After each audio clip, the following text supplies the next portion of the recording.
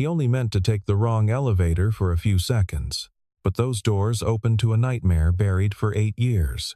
The poor man, pushing his worn maintenance cart, stood frozen when he saw her. The woman in the expensive black suit, the powerful CEO of the entire building, couldn't breathe either. They had loved each other once, had a future planned. Then one person disappeared, taking a secret that could destroy an empire. And now, in that cold elevator, the truth was about to come back for payment. Daniel Wright's hands were covered in grease when his phone buzzed. He wiped them on his maintenance uniform, leaving dark streaks across the faded blue fabric. The screen showed the school's number. His stomach dropped before he even answered. "Mr. Wright?" "This is Nurse Patterson. Lily has a fever of 102. You need to come get her." Daniel didn't wait for more details. He abandoned his toolbox in the basement mechanical room of Hartstone Tower and ran toward the service elevator. But it was out of order, a yellow caution sign blocking the entrance. Without thinking, he turned and sprinted down the corridor, spotting the gleaming brass doors of the executive elevator bank. He knew he wasn't supposed to use them. Maintenance staff had their own lifts, their own hallways, their own invisible boundaries in this 50-story monument to wealth. But his daughter needed him. Nothing else mattered. The elevator arrived empty. Daniel stepped inside, his reflection fragmented in the polished mirrors. He looked exhausted, dark circles under his eyes, cheap uniform 2 sizes too big, work boots held together with duct tape. He pressed the lobby button repeatedly, as if speed could be summoned through urgency. The elevator stopped on the 48th floor, top executive level. Daniel moved to the corner, making himself small, invisible. He stared at his boots. The doors opened. Evelyn Hart stepped inside. Daniel felt the air leave his lungs. He knew those heels black Louboutins, the ones she always said, made her feel invincible. He knew that perfume, subtle and expensive. He knew the way she carried herself, shoulders back, spine straight, like she was born to command rooms. He looked up. She looked over. Time collapsed. 8 years vanished in a heartbeat. They were back in that tiny studio apartment in Brooklyn, sharing coffee at 3 a.m. while working on building designs. They were at the pier in Red Hook, her head on his shoulder, watching container ships pass under the Verrazano Bridge. They were in love, broke, and fearless. But that was before everything shattered. Before he disappeared from her life like smoke. Evelyn's briefcase slipped from her hand.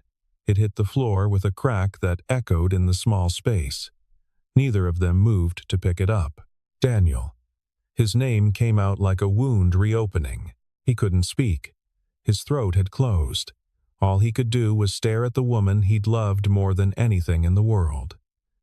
She looked different now, harder, sharper. Her hair was shorter, cut in a severe bob that framed a face that had learned not to show weakness. But her eyes were the same. Those green eyes that used to look at him like he hung the moon. Now they looked at him like he was a ghost. Or worse, a betrayal made flesh. The elevator moved downward. 47, 46, 45. You work here? Her voice was ice over stone. Maintenance. The word tasted like failure in his mouth. For how long? 3 months. And you didn't. She stopped, swallowed, started again. You didn't think I should know? Daniel wanted to say so many things. That he'd seen her name on the building every single day and felt his heart break all over again. That he'd taken this job because he was desperate. Because Lily needed health insurance, and this was the only place that would hire someone with his blacklisted resume. That he'd been using the service elevator for 3 months specifically to avoid this moment. But his phone buzzed again. The school. I have to go, he said.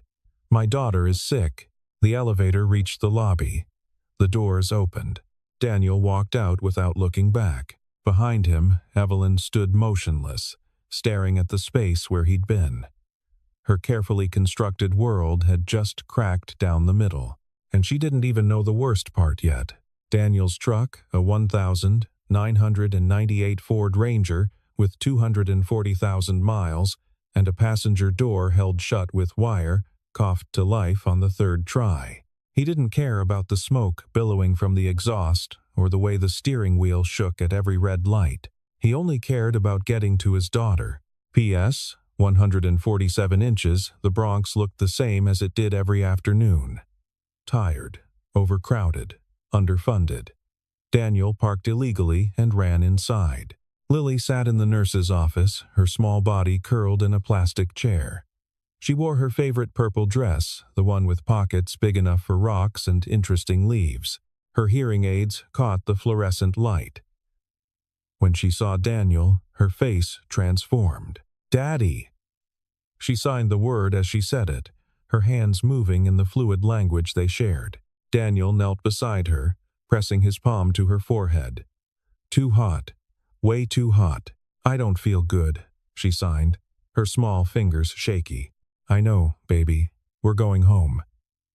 He signed back, then spoke aloud for the nurse's benefit. "Thank you for calling me." The nurse handed him a thermometer reading and a note about symptoms. Daniel nodded, barely listening. He scooped Lily into his arms, all 46 pounds of her, and carried her to the truck. In the cab, he buckled her seatbelt twice to make sure it was secure. He kept one hand on her knee the whole drive, occasionally glancing over to make sure she was okay. Lily dozed against the window, her hearing aids making small feedback noises. Their apartment was a walk-up in a building that had seen better decades. Third floor, no elevator, radiator that clanged all night. But Daniel had made it home. The walls were covered in Lily's artwork, crayon drawings of flowers and butterflies, watercolor paintings from school, a clay handprint she'd made in kindergarten. Her books were organized by color on a shelf Daniel had built from salvaged wood. Everything was clean, everything was loved. He laid Lily on the couch and covered her with the quilt his mother had made before she died. Then he went to the kitchen, barely bigger than a closet, and wet a washcloth with cool water. "Open up," he signed, holding out children's Tylenol and a cup of water. Lily obeyed, making a face at the taste. Daniel smiled and wiped her forehead with the cloth. "Story?" She signed hopefully. "After you rest," Daniel signed back. "Close your eyes." He sat on the floor beside the couch, his hand resting on her small arm, feeling her pulse. This was his whole world. This little girl who'd come into his life 8 years ago and changed everything. She didn't know about Evelyn, didn't know about the career he'd lost, the dreams he'd buried, the life he'd sacrificed. She just knew Daddy, and Daddy always took care of her. Daniel's phone sat on the coffee table, screen cracked from a drop last winter. No messages, no one to call. He'd lost touch with everyone from his old life. His parents were gone. His friends had been colleagues, and colleagues disappeared when you got blacklisted. It was just him and Lily against the world, and he wouldn't have it any other way. But as he sat there in their tiny apartment, watching his daughter sleep, his mind kept drifting back to those elevator doors opening, to Evelyn's face, to the past he thought he'd escaped. Some doors, once opened, can never be closed again. Evelyn canceled her 4 o'clock meeting, then her 5 o'clock. By 6, her assistant Jennifer knocked cautiously on the door. "Miss Hart?" "The board members are asking. Tell them I'm ill." Evelyn's voice came out rougher than intended. "Reschedule everything for tomorrow." Jennifer hesitated. In 3 years of working for Evelyn Hart, she'd never seen her boss cancel anything. The woman once ran a shareholders' meeting with a 101-degree fever and food poisoning. "Are you sure you're all right?" "I'm fine. Just go home, Jennifer. I'll see you tomorrow." When the door clicked shut, Evelyn finally allowed herself to move. She walked to the floor-to-ceiling windows overlooking Manhattan. From the 48th floor, the city looked like a circuit board. All lights and patterns and connections. Orderly. Logical. Unlike the chaos in her chest. Daniel Wright. 8 years. 8 years of believing he'd betrayed her. 8 years of building walls. 8 years of becoming the kind of woman who didn't flinch, didn't break, didn't let anyone close enough to hurt her. And he'd been working in her building for 3 months. Maintenance. The man who'd graduated top of his class at Cornell's architecture program was pushing a janitor's cart through her building. The man who'd designed award-winning affordable housing proposals was fixing broken toilets and replacing light bulbs. What happened to him? Evelyn turned from the window and walked to her desk. Mahogany, imported, worth more than most people's cars. She opened the bottom drawer, the one she never let Jennifer organize, and pulled out a manila folder she hadn't opened in years. Inside were pieces of a life she'd tried to forget. A photo. Daniel and Evelyn at his graduation, her arms around his neck, both of them laughing. She was wearing a sundress. He was wearing his cap crooked. They looked absurdly young. A blueprint. Their first project together, a community center for Red Hook. His lines were confident, hers were tentative. He'd taught her to trust her instincts. A note on coffee-stained napkin. E. Working late. Left you the last donut. It's jelly, your favorite. Love you. D. Evelyn traced the words with one finger. Then she found what she'd been looking for. The employment termination letter. 8 years old, signed by her father, James Hart, CEO at the time. Daniel Wright, effective immediately, is terminated for breach of contract, corporate espionage, and violation of non-disclosure agreements. No severance, no references. Any attempt to contact Heartstone Group or its employees will result in legal action. She'd been in graduate school when it happened. Her father had called her into his office and shown her evidence emails, file transfers, meetings with competitors. It looked damning. It looked real. He used you, her father had said, his hand on her shoulder, to get information about our projects. I'm sorry, sweetheart, but it's better you know now. She'd believed him. Why wouldn't she? James Hart was her father. He'd raised her after her mother died. He'd built an empire. He didn't lie. Daniel had disappeared that same week. No calls, no explanations. Just gone. It confirmed everything her father had said. Guilty people run. But now, staring at that termination letter, Evelyn felt something shift. Daniel hadn't run far. He was here, in New York, in her building, working in maintenance when he should have been designing skyscrapers. And he had a daughter. Evelyn looked at the photo again, at Daniel's smile, at the way he'd looked at her like she was his whole future. People didn't fake that, did they? Her intercom buzzed. Security. Miss Hart? Sorry to bother you. There's been a request from HR. Background check on an employee. Routine promotion review. Name? Daniel Wright. Maintenance. Evelyn's hand tightened on the photo. Send me his file. Everything. I'll handle it personally. Yes, ma'am. She hung up and stared at the city lights. 8 years of certainty were beginning to feel like 8 years of lies. The school called it a heating system malfunction. The maintenance staff called it a complete boiler failure that would take 3 days minimum to fix. Either way, PS 147 was closed until further notice. Daniel stared at the automated message on his phone.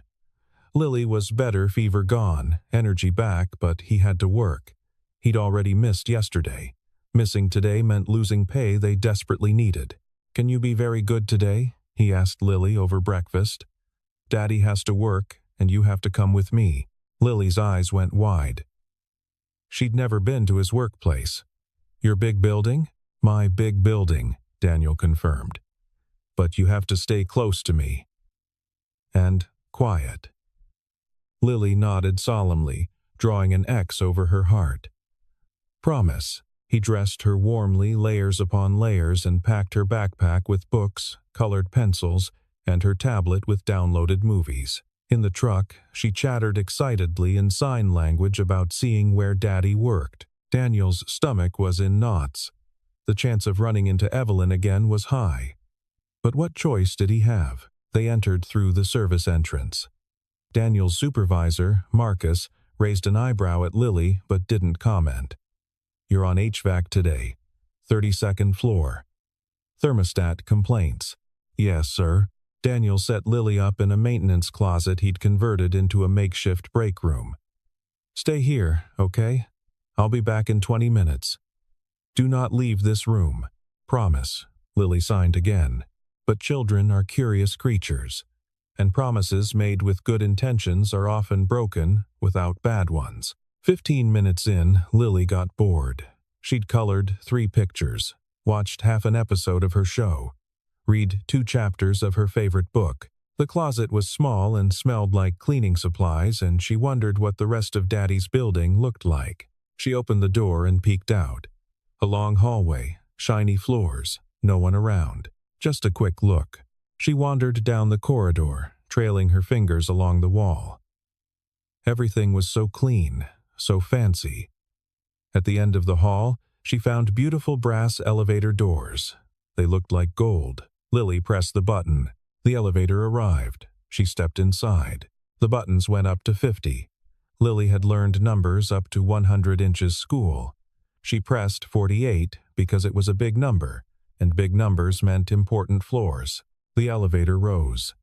Lily watched the numbers change, counting them out loud to practice. The doors opened to a floor that looked completely different. Carpet instead of tile, plants in big pots, glass walls, and important-looking people in expensive clothes. Lily stepped out, fascinated. She didn't see the woman in the black suit until they almost collided. Evelyn looked down, startled. A little girl, maybe 6 or 7, with dark hair in 2 braids, wearing a purple coat that was slightly too big, hearing aids in both ears, staring up at her with wide, curious eyes. Eyes that were exactly the same shade of blue as Daniel's. Evelyn's breath caught. "Are you lost, sweetheart?" Lily's hands moved rapidly. "Sign language."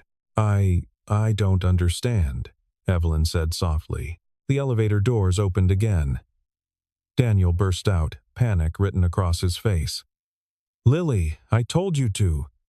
He saw Evelyn and stopped cold. Lily ran to him, wrapping her arms around his legs. Daniel's hand automatically went to her head, protective, instinctive. Evelyn stared at them. Father and daughter. The pieces were rearranging themselves in her mind. How old is she? Evelyn's voice was barely a whisper. 6, Daniel said. Her name is Lily. Evelyn did the math. 6 years old. Which meant, where's her mother? Daniel's jaw tightened. Gone. It's just us. They stood in the hallway, the past and present colliding. Lily looked between them, sensing something important was happening even if she couldn't hear the tension in their voices. Evelyn knelt down to Lily's level. Up close, she could see Daniel in every feature. The same stubborn chin, the same way of tilting her head when curious. This child was loved. That much was obvious. Her clothes were worn but clean. Her hair was carefully braided. Her backpack had a hand-sewn patch. Evelyn looked up at Daniel and saw something she hadn't seen in the elevator. Fear. Not of her, but for his daughter. Protective fear. Parental fear. And suddenly, nothing made sense anymore. Evelyn's office door stayed closed all morning. Jennifer fielded calls, rescheduled meetings, and told the board that Miss Hart was handling a sensitive personnel matter. Inside, Evelyn sat at her desk, surrounded by files. Daniel Wright's employment history at Heartstone Group stretched across 8 years of records. She'd started at the beginning, when he was hired as a junior architect fresh out of Cornell. The recommendations were glowing. His first projects exceeded expectations. Within 2 years, he was leading design teams. Then, she found the photos from company events. Daniel and her father, shaking hands at an awards ceremony. Daniel presenting a housing project to the board. Daniel working late nights on the Williamsburg development, the one that made Heartstone Group millions. She saw herself in some of the photos too. standing beside Daniel at a charity gala, her father between them, one hand on each of their shoulders. They looked like a family, the proud father, the rising star, the beloved daughter. What a beautiful lie it had been. Evelyn opened the termination file. The formal documents her father had shown her were there, but there were others too. Internal memos she'd never seen. Emails marked confidential executive eyes only. She read them twice to make sure she understood. The first memo, from the head of construction. James Wright found the Williamsburg material substitutions. He has documentation. The building could fail inspection. Recommend immediate damage control. The second, from legal. The NDA is airtight. If Wright signs, he cannot speak about the project defects without risking complete financial and professional destruction. Recommend settlement. $50,000 and guaranteed silence. The third, from her father himself. Wright refused the money. Claims he won't be complicit in endangering lives. Prepare termination for cause, make it stick, and make sure he never works in this city again. Evelyn's hands were shaking. She opened the final document, a non-disclosure agreement, signed by Daniel Wright, dated 8 years ago. But the terms weren't what legal had recommended. There was no settlement payment, just threats. Failure to comply will result in immediate termination, blacklisting from all NYC architectural firms, and legal prosecution to the fullest extent. Additionally, any contact with Evelyn Hart will be considered corporate espionage and prosecuted accordingly. That last line hit her like a physical blow. Her father had used her as leverage, as a weapon.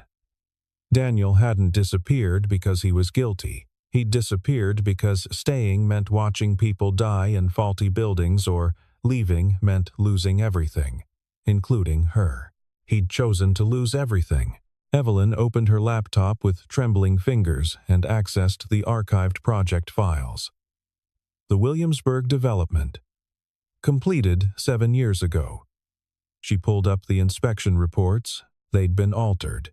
She could see it now, knowing what to look for. The material certifications didn't match the original specs. The load calculations were wrong. The building was still standing, but it shouldn't be. It was a disaster waiting to happen. 300 families living in apartments that could collapse. Her father had known. Had covered it up. Had destroyed Daniel to keep him quiet, and she'd believed the lie. Evelyn's intercom buzzed. "Miss Hart? Your father is here. He says it's important." Of course he was. James Hart still had an office on this floor. Still showed up every day, even though Evelyn had been CEO for 2 years. Still acted like he owned the place. Because he had owned it. For 30 years, Hartstone Group had been his kingdom, built on lies and broken lives. "Send him in," Evelyn said. Her voice sounded strange, distant. The door opened. James Hart walked in tall, silver-haired, wearing a suit that cost more than Daniel's truck. He smiled. "Sweetheart, I heard you've been reviewing old employee files. Anything I can help with?" Evelyn looked at her father, the man who'd raised her, taught her business, groomed her to take over his empire, the man who'd destroyed the person she loved to protect his profits. "Yes," she said quietly. "You can tell me the truth about Daniel Wright." Daniel was replacing ceiling tiles on the 23rd floor when Marcus found him. "Right. Break room." Now, Daniel climbed down the ladder, his mind racing. He'd brought Lily to work. She'd wandered into executive territory. He'd been seen with the CEO. This was it. He was getting fired. But Marcus didn't look angry. He looked curious. In the break room, Marcus poured 2 cups of terrible coffee and sat down. "How long have you been in maintenance, Daniel?" 3 months here. 2 years total. And before that, Daniel hesitated. "Different work. Cornell graduate. Architectural degree. Won the Bronson Prize for innovative, affordable housing design." Marcus slid a piece of paper across the table. Daniel's own resume from a lifetime ago. "I know who you are. Or who you were." How did you? My cousin works in HR. She remembered your name from old files. Got curious after seeing you with the CEO yesterday. Marcus leaned back. So, I'll ask you straight. What's a guy with your credentials doing fixing air conditioners? Daniel stared at his coffee. It's complicated. I've got time. Maybe it was exhaustion. Maybe it was seeing Evelyn again and feeling all the old wounds reopen. Maybe it was just needing to tell someone, anyone, the truth after 8 years of silence. I used to work here, Daniel said. I was an architect. Good one, too. Led the team on the Williamsburg project. Marcus nodded. The luxury apartments. Big deal. Yeah, big deal. Daniel's jaw tightened. During construction inspection, I found something. The contractor had substituted materials. Cheaper steel, substandard concrete. Everything looked fine on paper, but the building wasn't safe. Not for the long term. I ran the calculations. In 10, maybe 15 years, structural failure. People would die. Jesus. I went to my boss. Then his boss. Finally to James Hart himself. Daniel's voice went flat, empty. He told me it would cost too much to fix. Delay the project by a year. The investors would pull out. Heartstone would lose millions. So what did you do? I said I'd go to the city. To the inspectors. To the press if I had to. Daniel laughed, but there was no humor in it. That was a mistake. They fired you. Worse, they made me disappear. Gave me a choice. Sign an NDA and walk away quietly, or they'd destroy me. Blacklist me from every firm in New York. Bury me in lawsuits until I had nothing left. Daniel's hands tightened around the coffee cup, and they'd make sure Evelyn Miss Hart never knew the truth. They'd tell her I'd sold company secrets. Betrayed her father. Used her. Marcus whistled low. That's cold. I had just found out my girlfriend was pregnant, Daniel continued. Not Evelyn. Someone I'd... It doesn't matter. Point is, I had a baby coming. No money. No job prospects if Heartstone blacklisted me. So I signed. Took the deal. Disappeared. The building? Still standing. For now. Daniel's voice was bitter. I drive past it sometimes. 300 families, moms, dads, kids, living in apartments that might collapse around them because I wasn't strong enough to fight. You had a daughter to protect. I had hundreds of daughters to protect, and I chose mine. Daniel stood up. That's the truth, Marcus. I'm a coward who fixes toilets because it's the only work I can get. And I deserve it. Does the CEO know? The daughter Evelyn Hart? She knows what her father told her, that I'm a traitor. Daniel headed for the door. And maybe she's right. He didn't see Marcus pull out his phone after he left. Didn't see him type a text to his cousin in HR. Everything Wright said, can you verify? The reply came back in minutes. Already did. Files are messy, but it's all there. He's telling the truth. Marcus stared at his phone for a long moment. Then he forwarded the message to one more person, Jennifer Chen, executive assistant to the CEO. Sometimes the truth needs a little help finding its way home. The confrontation happened in the executive boardroom at 7 in the evening, after everyone else had gone home. Evelyn sat at the head of the table. Her father sat at the opposite end, as he always had. The same positions they'd occupied for dozens of board meetings. But this wasn't a meeting. This was a reckoning. I read the files, Evelyn said.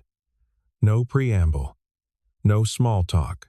All of them, including the ones you sealed. James Hart's expression didn't change. I don't know what you're talking about. The Williamsburg project, Daniel Wright. The material substitutions that you covered up. Evelyn's voice was steady, but her hands were clenched beneath the table. He came to you about safety concerns. You destroyed his career to keep him quiet. That's a very simplified version of events. Then give me the complicated version. Evelyn leaned forward. Explain to me how threatening an honest employee and endangering 300 families was good business. James sighed and stood, walking to the windows. The same view Evelyn had, one floor down. You're young. You still think business is about right and wrong. It's not. It's about survival. People's lives. Our lives, Evelyn. This company. Your inheritance. Your future. He turned to face her. Wright was going to destroy all of that over some calculations that might or might not be accurate. They were accurate. I had an independent engineer review them. The building is a time bomb. It's been standing for 7 years, and it might stand for 7 more, or it might collapse tomorrow. You gambled with people's lives. James walked closer, his voice dropping. I gambled with our lives. Do you know what would have happened if we'd admitted those defects? Lawsuits? Investigations? Criminal charges? Heartstone Group would have been destroyed. Everything I built. Everything I was building for you. So you built it on lies instead. I built it on pragmatism. He sat down beside her, the way he used to when she was young and needed guidance. Sweetheart, you're CEO now. You'll face these choices. Sometimes there's no good option, only the least bad one. Evelyn looked at her father, really looked at him. She saw the lines around his eyes, the gray in his hair, the way he carried himself like a man who'd fought battles and won. She'd worshipped him once, wanted to be just like him. Now she just felt tired. Did you know about his daughter? James blinked. Whose daughter? Daniel's. She's 6. He's raising her alone. Working maintenance because you blacklisted him from every architectural firm in the city. Evelyn's voice cracked. He lost everything. His career, his future. And you used me as leverage. Told him if he contacted me, you'd prosecute him. For the first time, James looked uncomfortable. I did what I had to do. You destroyed a good man's life. I protected my daughter's future. No. Evelyn stood, walking to the door. You protected your ego, your pride, your empire. She opened the door. Security will escort you out. Your access to this building ends tonight. James stood slowly. You can't be serious. I'm removing you from the board, effective immediately. I've already spoken to the other members. They've agreed. Evelyn, you taught me to be strong, Dad, to make hard choices, to do what's right for the company. She met his eyes. So that's what I'm doing. Heartstone Group can't move forward while it's built on your lies. James Hart walked to the door, pausing beside his daughter. Maybe, Evelyn said.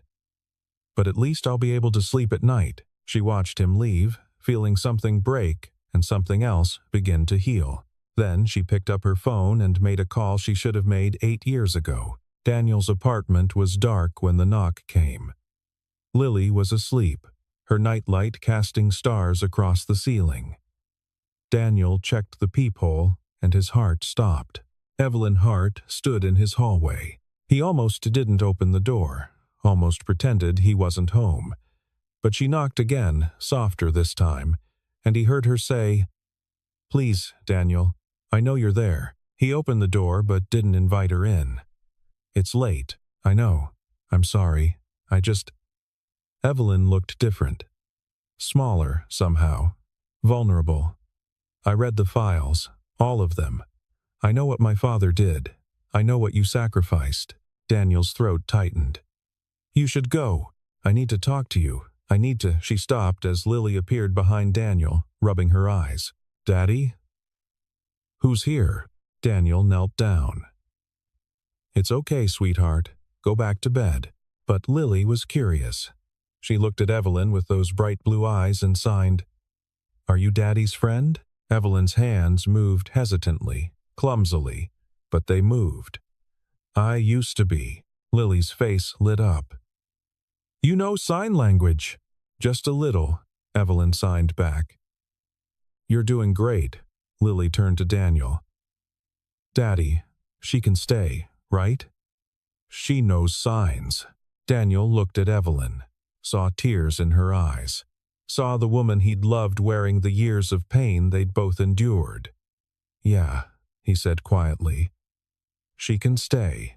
They sat in Daniel's tiny living room, Lily between them on the couch, chattering in sign language about school and her favorite books and the rock collection she kept in her pockets. Evelyn listened like it was the most important conversation she'd ever had. When Lily finally dozed off against Daniel's shoulder, he carried her to bed. When he came back, Evelyn was looking at the photos on the wall. Lily as a baby. Lily's first birthday. Lily starting school. "She's beautiful," Evelyn said. "She's everything." Her mother? Addiction. Overdose when Lily was 8 months old. Daniel sat down heavily. "I barely knew her. We were together once, maybe twice. I was trying to forget you, trying to move on. Then she showed up pregnant and I couldn't turn my back. Whatever else I am, I'm not that. You're a good father. I'm a maintenance worker who can barely pay rent. You're a man who chose honor over comfort, who protected people even when it cost you everything." Evelyn turned to face him. "I'm sorry. For believing the lies. For not fighting to find you. For not knowing the truth you couldn't have known. I should have. I knew you, Daniel. I knew who you were. I should have questioned it. Should have demanded proof. Should have." Her voice broke. "I should have trusted you." They sat in silence. The city hummed outside. The radiator clanged. The stars from Lily's nightlight spilled into the hallway. "What happens now?" Daniel asked. "I'm fixing it. The Williamsburg building. I've hired engineers. We're evacuating residents and retrofitting everything. It's going to cost millions. Your board can deal with it. I'm also clearing your record. Restoring your professional reputation. Making sure everyone knows you were right." Evelyn looked at him. "It won't give you back the years. Won't undo the damage. But it's a start. I don't want revenge, Evelyn. It's not revenge. It's justice." She stood to leave, then paused. "And Daniel? I'd like to see Lily again. If that's okay. I've been learning sign language. I thought. Maybe I could help. Or just be around." Daniel walked her to the door. "Why?" Evelyn touched his hand, briefly, softly. "Because 8 years ago, I lost the best thing in my life. I can't get that back. But maybe I don't have to lose it twice." The press conference happened 3 weeks later. Evelyn stood at a podium in Hartstone Tower's main lobby, cameras everywhere, reporters shouting questions. Behind her, a screen displayed the Williamsburg building and the renovation plans. "Hartstone Group takes full responsibility for the construction defects in the Williamsburg residential complex," she said, her voice clear and steady. "We are immediately beginning comprehensive retrofitting to ensure resident safety. All costs will be covered by Hartstone. Additionally, we are offering temporary housing to any residents who wish to relocate during construction." A reporter shouted, "Miss Hart, isn't this an admission of criminal negligence? It's an admission of failure. We failed in our duty to residents. We failed in our commitment to safety. And we failed Daniel Wright, the architect who discovered these problems and was silenced for trying to address them." The room erupted. Cameras flashed. Evelyn waited for silence. Mr. Wright acted with integrity and courage. He was punished for doing the right thing. Today, I'm publicly clearing his record and offering him the position of Chief Safety Officer at Hartstone Group. His job will be to ensure this never happens again. Later, in her office, Evelyn met with Daniel privately. "You didn't have to do that," he said. "Yes, I did." Evelyn slid a contract across her desk. "This is real, Daniel. Full restoration of your architectural license. Executive position. Salary commensurate with your experience and the years you lost." Daniel stared at the papers. "This is too much. It's not enough. It will never be enough." Evelyn sat down across from him. "But I'm hoping you'll take it anyway. Not because of me, not because of us, but because those buildings need someone who actually cares about the people inside them. What about your board? Your investors? I spent 8 years building a career, learning to be ruthless, learning to make the hard choices. Evelyn smiled sadly.